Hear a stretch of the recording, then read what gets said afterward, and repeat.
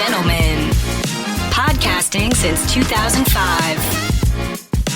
You're listening to Gamertag Radio with your hosts, podcaster Hall of Famer Danny Pena, the always opinionated Paris Lilly, and from outside of the norm, Peter Toledo. This is Gamertag Radio.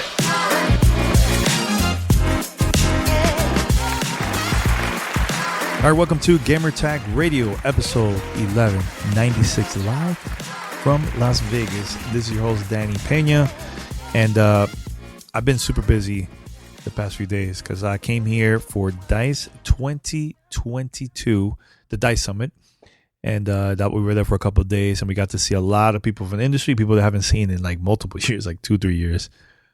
So it was a lot of fun.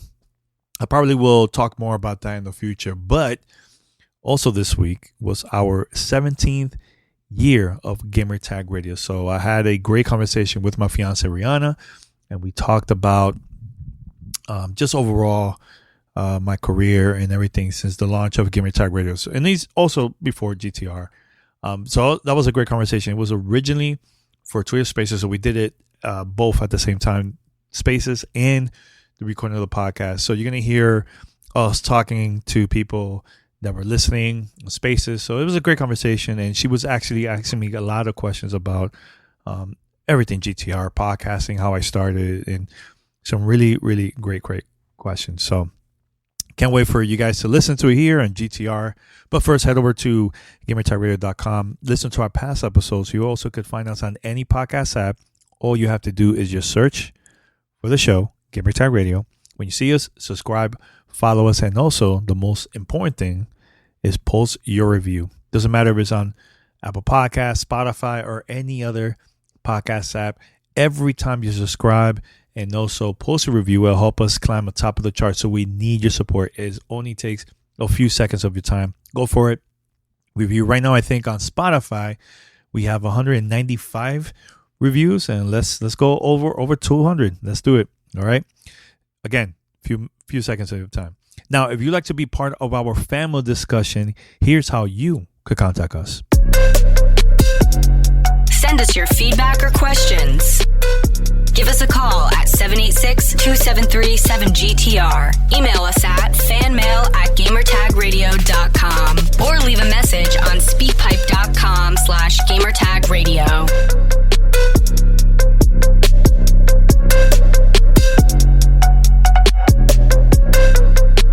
All right, so let's go straight to the interview conversation, of course, about the 17th year of Gamertag Radio with Rihanna Manuel and myself. Check it out. You're listening to Gamertag Radio.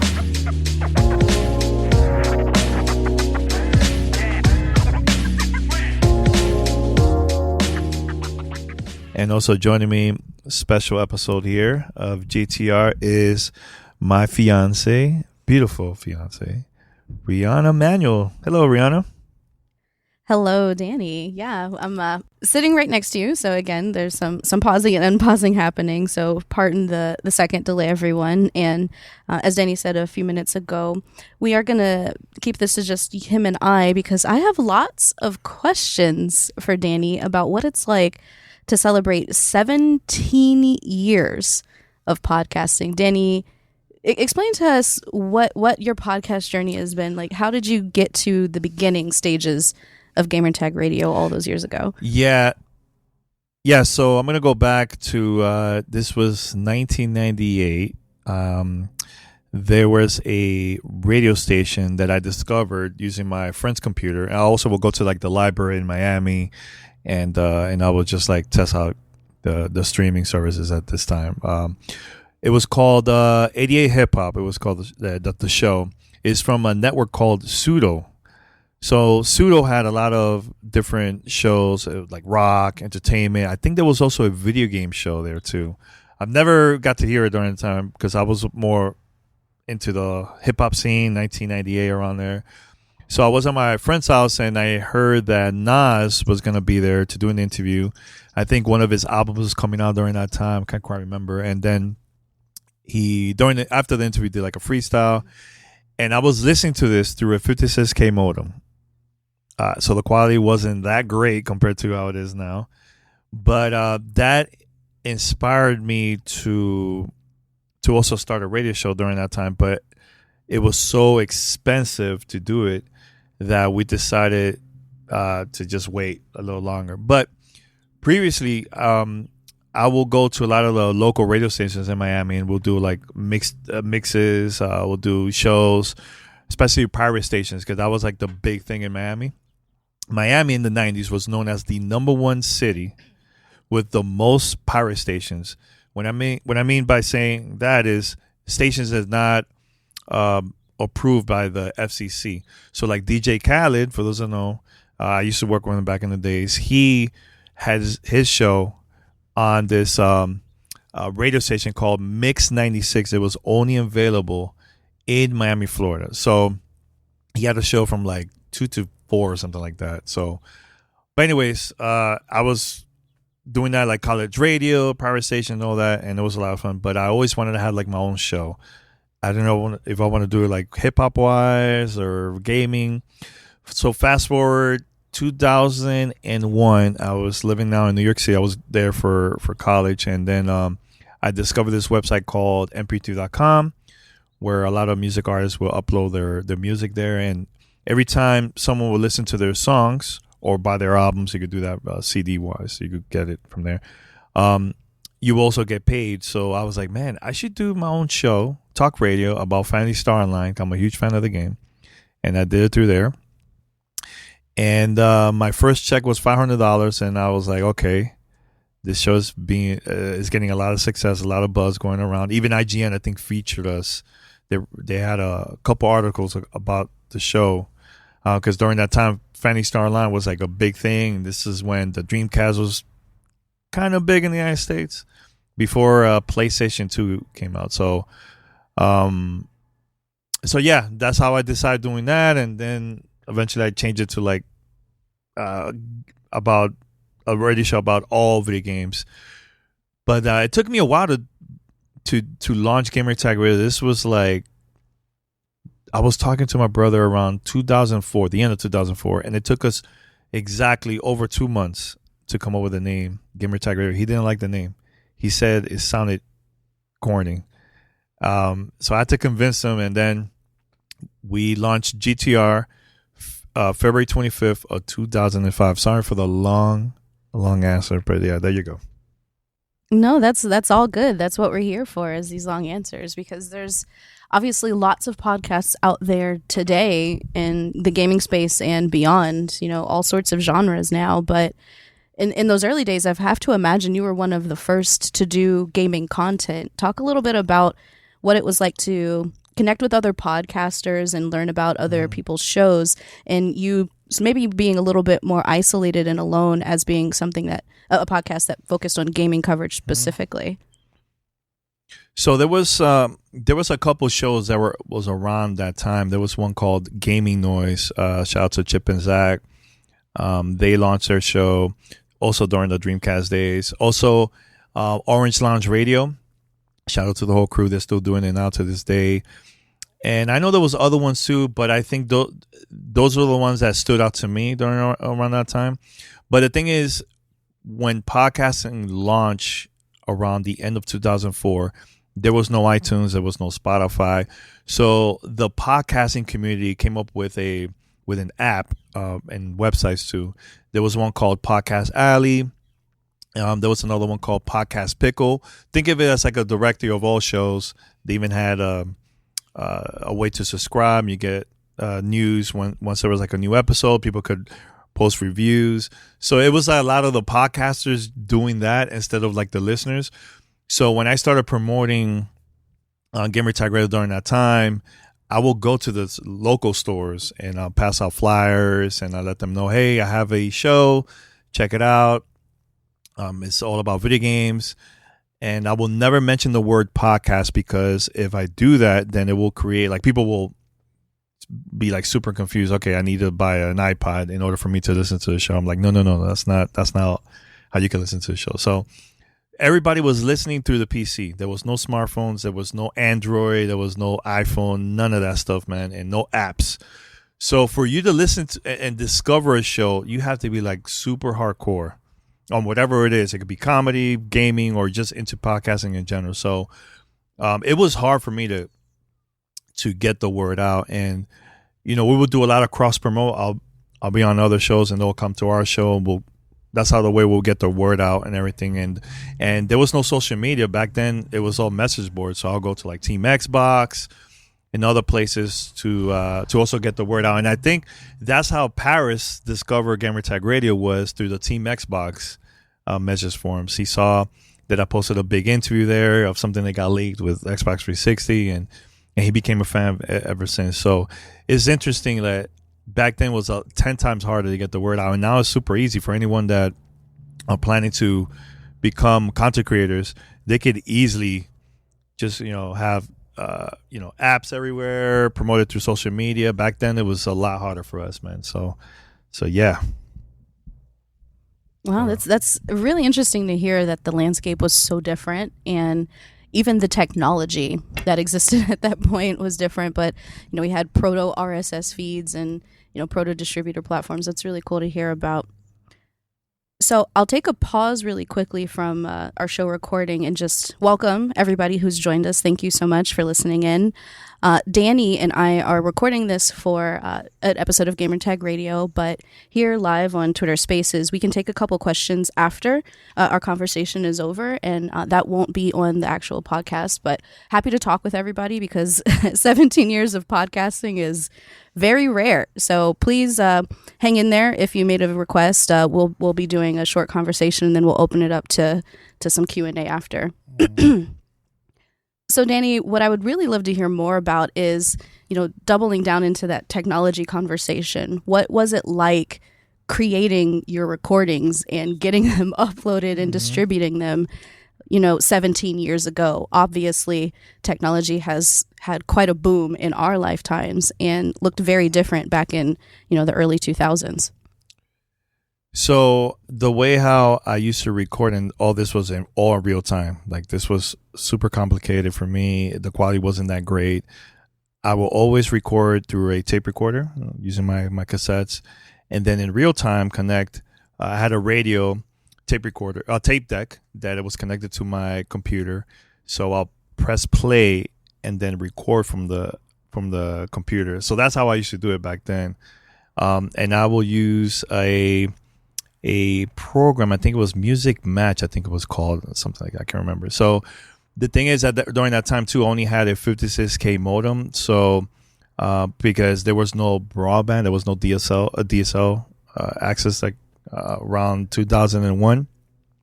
So I had to upload everything to a 56K, and sometime we'll get disconnected. So I have to like upload it all over again. Or if I would do this like during the day, somebody will call my mom.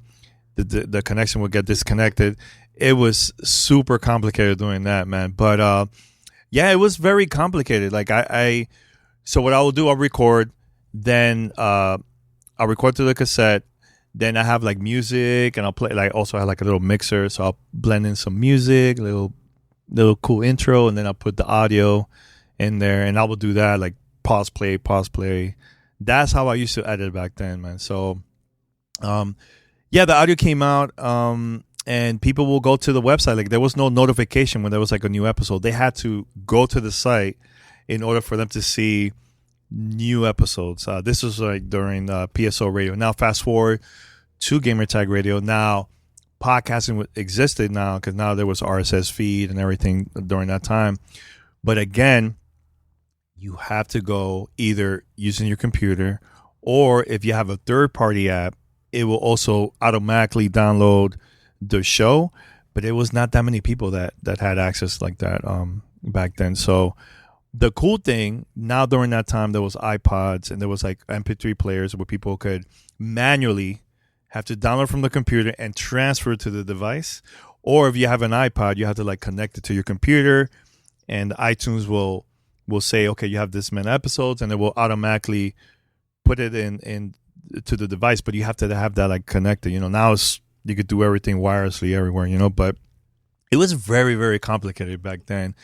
But it honestly, like, it helped me to become more creative because that was like the technology I had during that time, and the resources, it wasn't how it is now, So yeah, I think through time I got better how to record and everything, So, but yeah, if I listen to the audio now in 2022, it sounds pretty bad, but it was cool. It was exciting, very exciting. So you talk a little bit about the people who are listening to Gamertag Radio in the early days and how it was more difficult to maybe get notified when there are new episodes or find new listeners. Talk to me a little bit about what it was like getting in touch with your audience and finding the people who would like your content then versus now, 17 years later. All right. So back then, like I said earlier, I had to go and find my community. I would go to like different stores locally in Miami, and I had to wait for a big game that will come out. So it will be like Grand Theft Auto, Madden. I'm trying to think of launches like Xbox 360, etc. Wait, what happened? No, we're fine. No, this is the mic. Got it. Don't worry, I edited this part out. But yeah, so I will do that, and it helped me to find my community and everything. And again, I also was passing out flyers to everybody there, and I had to explain to them this is a radio show. Like, I would never mention the word podcast because, again, right away, so I need an iPad. I'm like, no, you don't need an iPad to listen to the show. So that helped me a lot.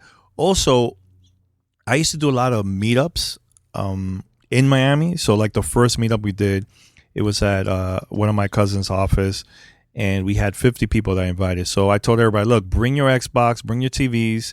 There was some people that bought their TVs at Walmart, went to the event. Once they were done, they took it back to Walmart, got the money back and everything. So that was really cool. So yeah, during that time, we were promoting, it was an anniversary of GTR. I think we also got nominated for like the podcast award. So we did that. And then the year after that, we got a bigger venue to do parties. And during that time, there was no gaming site or show that was actually doing that. Now the better funding, people will have like events like that. But during that time in the early, mid 2000s, 2006, 2007, that's when I started having events like that. So, and then companies got to see that, and they started like sending us games for giveaways, consoles for free. Now we're getting sponsors, and fast forward to like our last party. Shout out to Phoenix. I know he's listening now too, but that party was during Super Bowl weekend. There was a lot of the local media outlets that were hitting me up to see if we wanted to sponsor and have like advertisements either on TV or newspapers and radio. And we're like, no, we only had like money for just the venue, right? But 2K Games sponsor us, EA Sports sponsor us, and we were like, guerrilla style, just promoting it locally, all the colleges, all the schools, P&I only. That's it, because we were living together around the area together in Miami. And then I remember the day before, and look, Phoenix is here listening. He was with Pete because we had to pick up a U-Haul truck because we had so many stuff to give away. We didn't have like space to take all that inside our cars, and we're like, no, we have to rent a truck. So we picked it up, and I was browsing the web. I remember searching Community Vibes. That was the event it was called. I was searching, put Gamer Tag Radio on Google, and I noticed it was like a new article that popped up in Miami New Times. This is one of the biggest outlets in Miami, and they had like a top 5 best upcoming events happening during Super Bowl weekend. And I noticed it was like Playboy had like, they were like number 4. Pepsi had a concert that were like number 3 or 2, something like that. Goody Mob, Nas had a concert, and they put our event as the number 1 event during the Super Bowl weekend on Miami New Times. And I'm like, wow, I can't believe this is like all independent. And here's the thing, I wasn't even thinking about that. I was just more of getting the word out. And I think the reason why it stood out to a lot of people was because we had the event for free. And the way how we were making money was through sponsorships, through gaming companies, sponsoring the event, or also we did like tournaments. So we had like Gears of War tournament, Call of Duty. We even had Rock Band there, Madden tournament. So I feel like that helped us to connect with a lot of people, not only in Miami, but also outside, because a lot of people travel from like San Francisco, New York, Puerto Rico. There was one person even from Japan, flew all the way to Miami to just be with us. So a couple hours before we even started the party, there was people camping out outside, 6:30 in the morning, waiting for us to open the doors. Our event started like around 3:30. There was some people that slept inside their cars in the parking lot nearby, just waiting for us, So it's wild, like all the stories that I have, like things like that behind the scenes. There was even people like, look, man, I just want to go inside and help you guys. Hey, I came from Orlando. I came from Georgia. I came from a bunch of places. So I'm like, yeah. And I always wanted to make the audience feel like they're also part of our journey. Even when we go to E3, I want them to hear like the behind the scenes stories. I want them to feel that they're part of it. I even have this crazy story. So we were at E3 and we needed help because P and Paris, they were inside the event with me, and we had appointments to interview Aaron Greenberg and a couple people from Xbox. But I needed someone to bring a camera to record our interview, right? So I bump into one of our listeners at E3. No media. He was just there as an attendee. This is his first E3. And I go, hey, you want to come with us? He goes, yeah. I didn't want to say what was it. So I took him to the Xbox booth, and he's like, wait, what's going on? I'm like, look, I'm going to let you in with us. Make believe you're with us. Just record our interview. And he did that, and he got to meet the Xbox team, got to meet Aaron Greenberg and Pinello and a bunch of other people. I never mentioned this publicly, but those are the things that I wanted to do, because I also want to inspire people to make moves and to start their own show and stuff like that, But he got super nervous, got to meet the crew, took pictures, but I always wanted to do that. Just I want people to feel like they're also part of what we're doing too, So that's a hilarious story. And I'm going to take a quick pause again from the recording and address everybody who's here live. I see there's many more faces in the crowd, lots of whom we know and love dearly. Thanks for joining, everybody.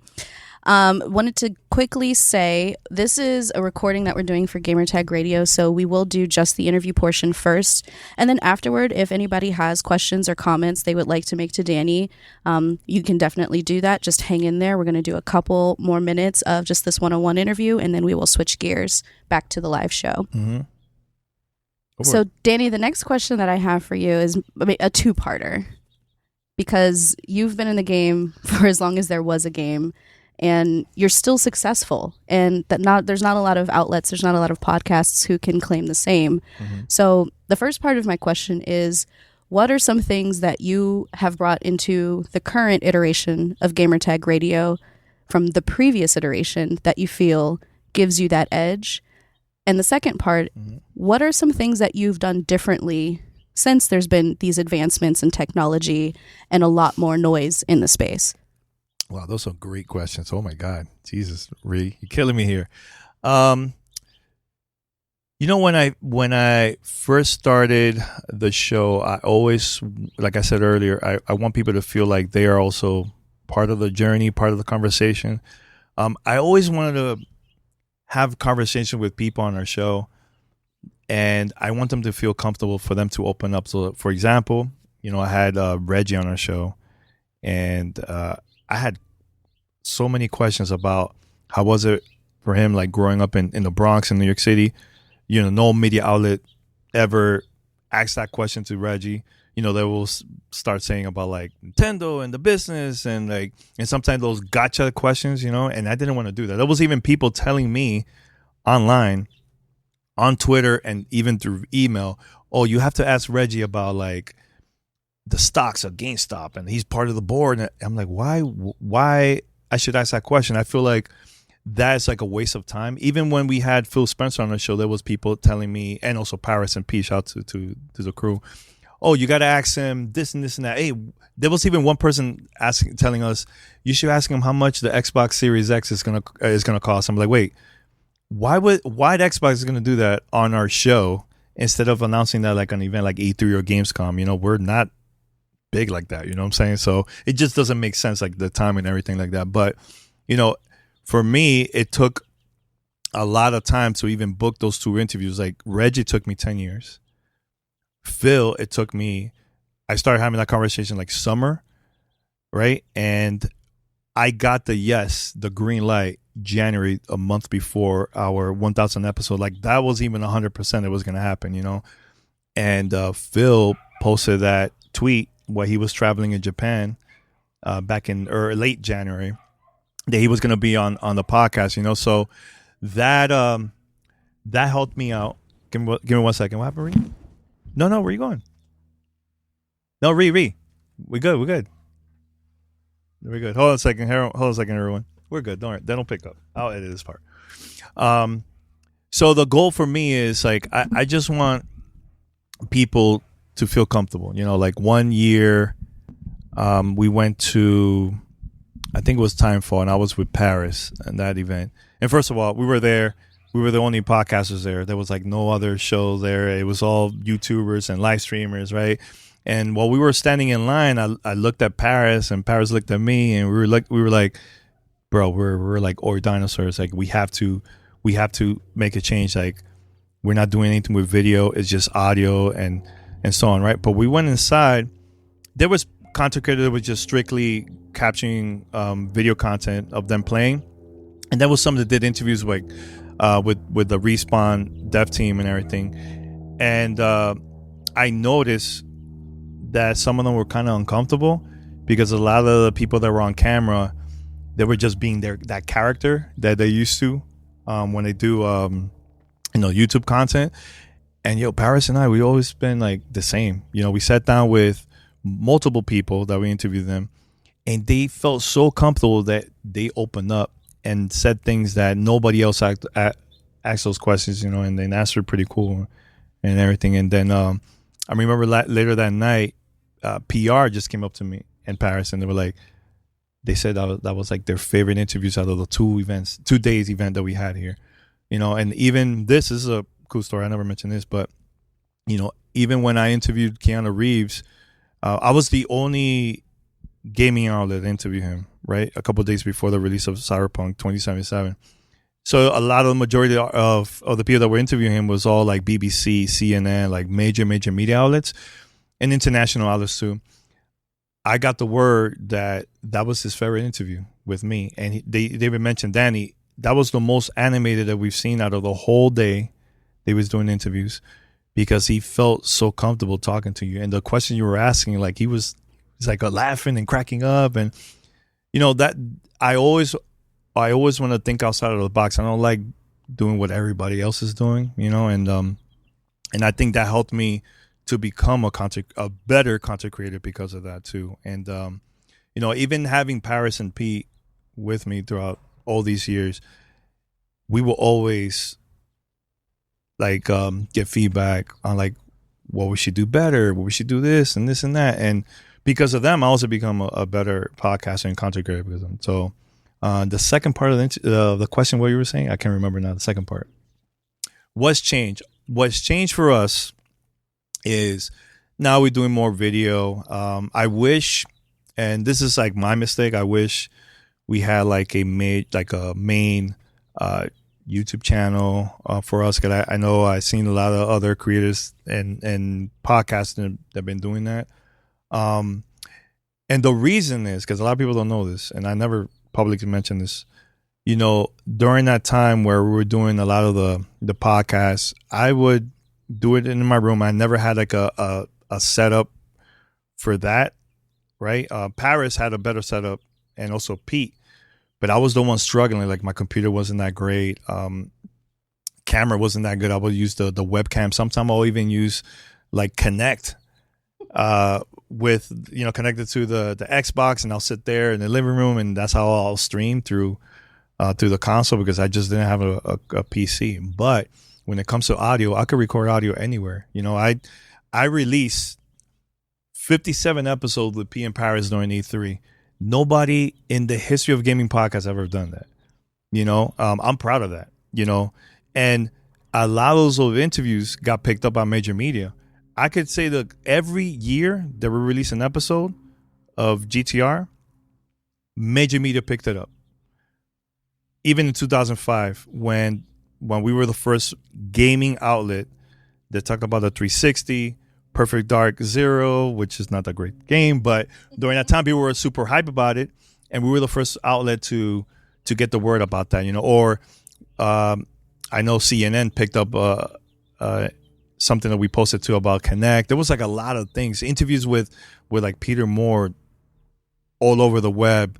Look it up, and I'm proud of those moments. And this, again, me and the crew thinking outside of the box, not trying to do like the same old thing that everybody else is doing. But at the same time, the most important thing, if you're a content creator, is that we're having fun. The day that I'm not having fun, that's the day that I feel like I want to stop the show and just work on something else, but I'm still having fun with this, man, and there've been times too that I had a very difficult moments in my life that I, again, never publicly talk about that, but P and Paris had my back the whole time, when I took some time off, they were handling the podcast without me, and I'm proud of that. I'm proud that we made a lot of big things throughout the years. Signing with CBS was pretty cool. That thing was amazing.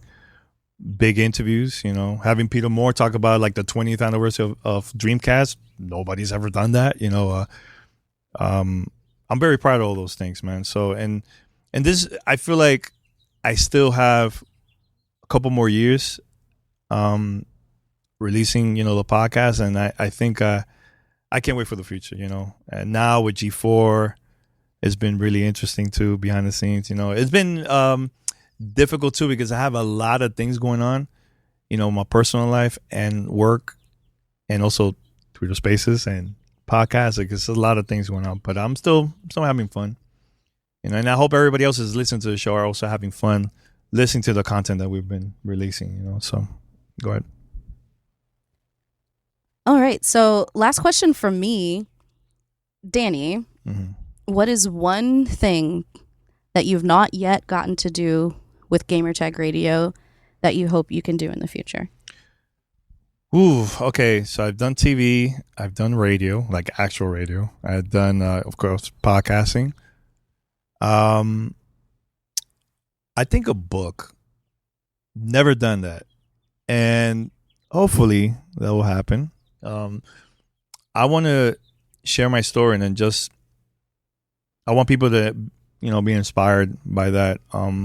With the things that I went through in my life, there was people that doubted me, was even making fun of me for leaving the music industry, because I was really well connected with like a lot of major artists, major labels, and I was just not happy during that time. That I'm like, no, I want to do a show about gaming, and a lot of people were making fun of me. They're like, wow, why are you doing that?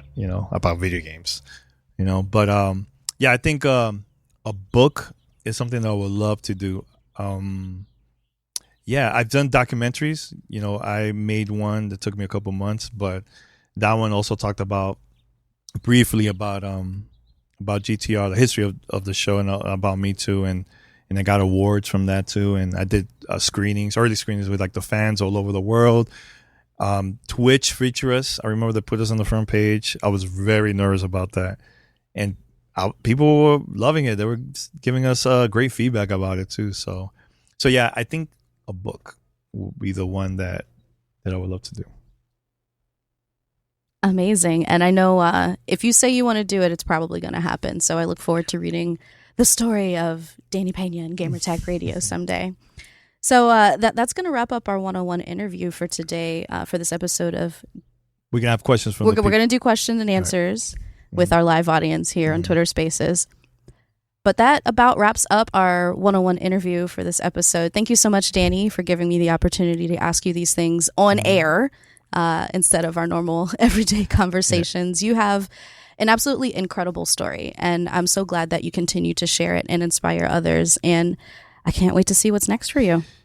Yeah, 17 years, man. I'm glad that we came to Vegas for the DICE Summit, and I got to see a lot of friends I haven't seen in like 2-3 years because of the pandemic. And there was a lot of people that came up to me that I worked throughout the years that we've never met face to face, and that was the first time meeting up. And they would come to me and mention the name. I'm like, and that it took me some time to remember. But yeah, 'cause it's been so long, man. So look, this industry is so small. You never know who's listening. You never know who's watching.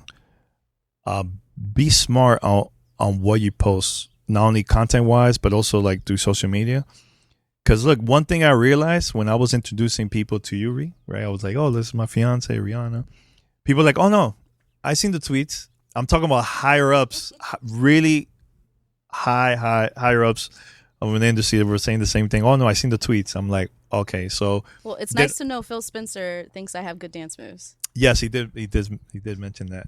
And shout out to everybody that also we got to see during Dice, and I'm proud to see, people like Khalif doing this thing on stage. Also you with the Spanies and things you've been doing also over there at G4 too. And I'm very proud of Paris and also Pete. Paris, he was when he started the show, he was very, very shy, and seeing him on stage last year for the showcase, that I got emotional seeing that, because first of all, people don't know the struggle that was for us back during that time. Even now with my brother too, because I launched Gamer Tag Radio with my brother Nano, and now he's working for a PR agency. A lot of people that used to work at GTR, now they're doing the whole thing. Mandy, she works for Hasbro. Jonathan, aka Butter, now he works, I believe, with EA. He also worked with Apple, and it was because GTR. A lot of people don't know about that, and that's what I want to do. Just share my story, and hopefully this will be helpful for people to also get into the gaming industry too. So very proud about that. Very, very proud.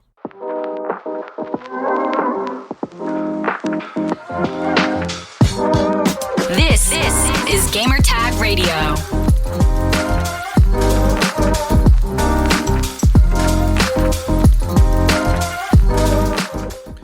All right, let's talk about our sponsor for this episode of Gamer Tag Radio, and that's Trade Coffee.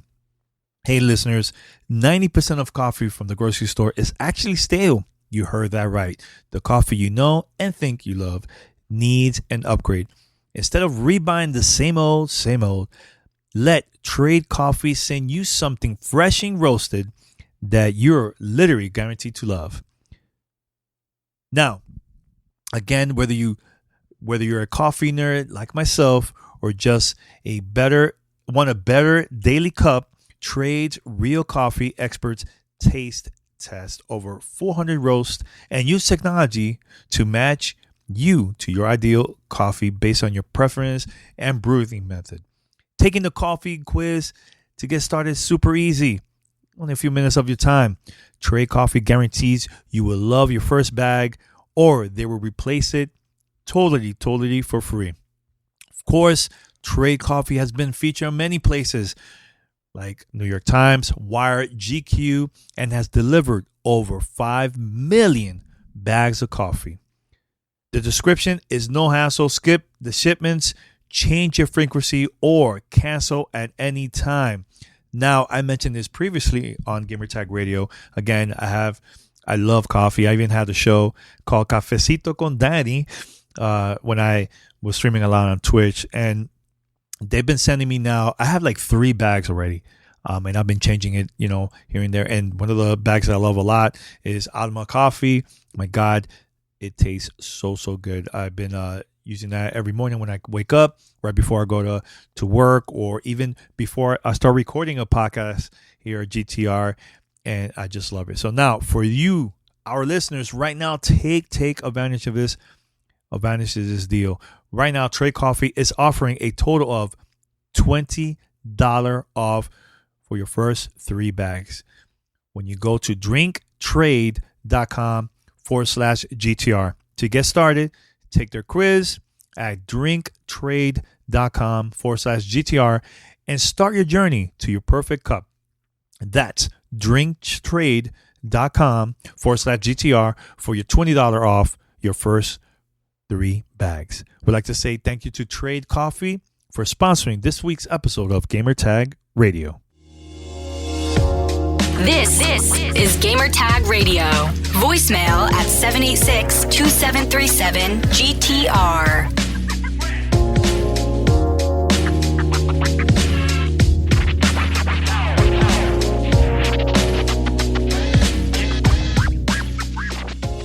All right, guys, thank you for listening this special episode of Gamertag Radio. This was a lot of fun.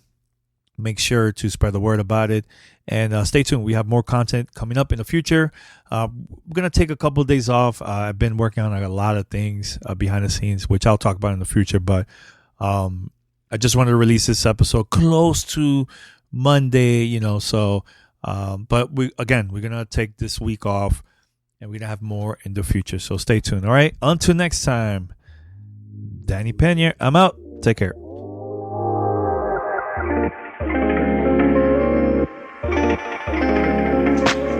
Thanks for listening to Gamertag Radio. Be sure to like us on Facebook and follow us on Twitter.